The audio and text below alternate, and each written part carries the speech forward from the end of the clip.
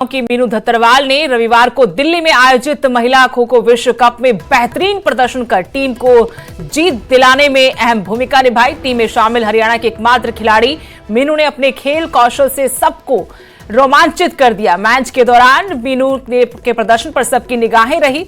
जैसे भारतीय टीम ने नेपाल की टीम को 78-40 के बड़े अंतर से हराकर गोल्ड मेडल पर कब्जा जमाया। मीनू के घर और गांव में खुशी का माहौल था। उनके घर पर बधाई देने वालों का तांता लग गया और यह विश्व खिताब हिंदुस्तान ने अपने नाम किया। इसमें बड़ा योगदान हरियाणा की इस बेटी का। और इस वक्त मीनू धतरवाल हमारे साथ सीधे जुड़ी हुई हैं। मीनू, सबसे पहले तो बहुत बहुत स्वागत है आपका और बहुत सारी बधाई, शुभकामनाएं आपके भविष्य के लिए। और आपने बहुत बड़ा काम किया है। Thank you ma'am.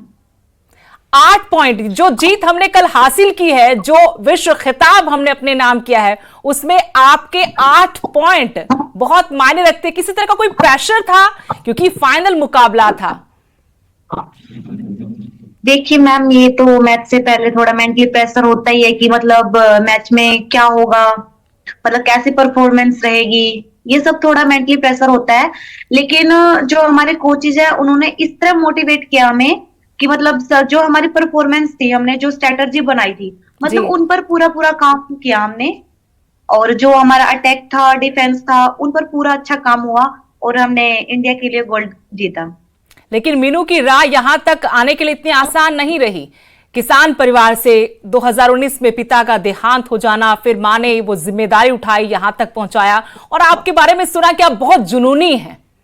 अपने सफर के बारे में बताइएगा मीनू। मैंने 2015 से खो खो खेलना स्टार्ट कर दिया था। मतलब स्टार्टिंग में जो बच्चे जाते थे मैं उनके साथ वैसा ही खेलने जाती थी। लेकिन फिर मतलब कोच होते उनको पता चल जाता कि ये बच्चा कैसा है। मेरे जुनून को देखकर मेरे कोच ने मेरे घर वालों से बात की कि ये लड़की बहुत मेहनत है, तो आप इसको गेम करवाओ। तो फिर मेरे घर वालों ने मतलब सर की सुनी और फिर मैंने खो खो खेलना स्टार्ट किया 2015 में। 2017 में मैंने पहला नेशनल खेला जिसमें मैंने सिल्वर मेडल लिया था।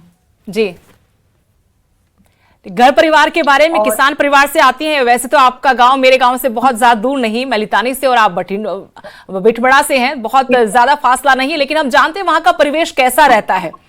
और वो परिवेश है, ग्रामीण परिवेश है, वहां पर बहुत ज्यादा सुविधाएं नहीं है।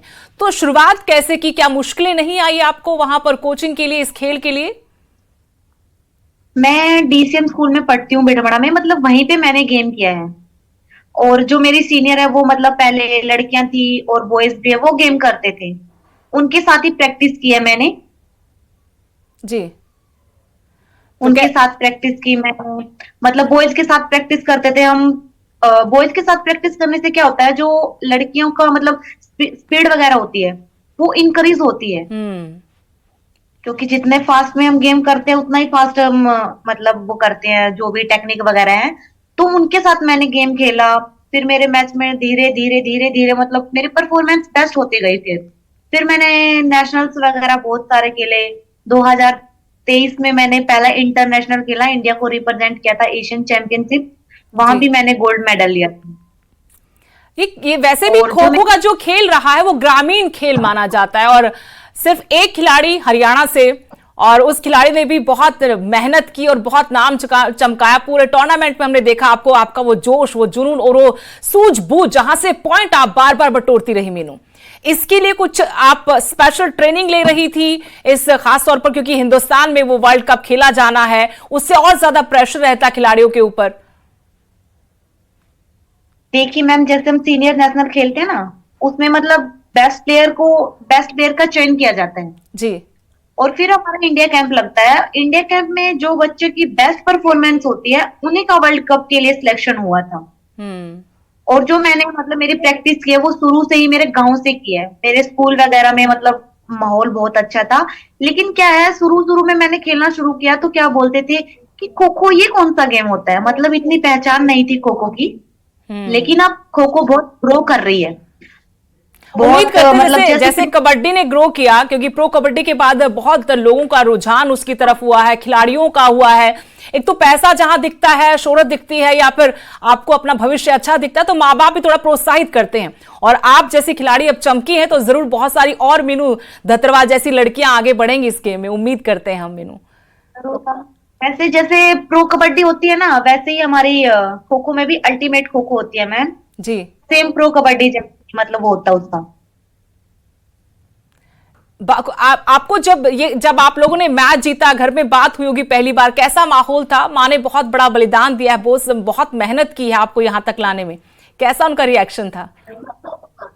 फैमिली का भी सपना था, मेरे सर का भी सपना था और मेरा भी सपना था मैं इंडिया को रिप्रेजेंट करूं। मतलब वो होता ना कि सोचा नहीं था कभी भी मैंने कि मैं इस लेवल तक पहुंच जाऊंगी।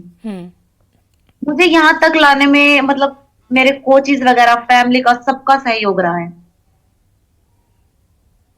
जी, बहुत बहुत शुक्रिया मीनू हमारे साथ जुड़ने के लिए और अपने इस शानदार सफर को हमारे साथ, हमारे दर्शकों के साथ साझा करने के लिए। बहुत सारी शुभकामनाएं आपको, बहुत सारी ढेरों बधाइयां आपको, और आगे भी आप अपने घर का, परिवार का, इलाके का, जिले का, हरियाणा का, देश का नाम ऐसे ही रोशन करती रहे। बहुत बहुत शुक्रिया आपका।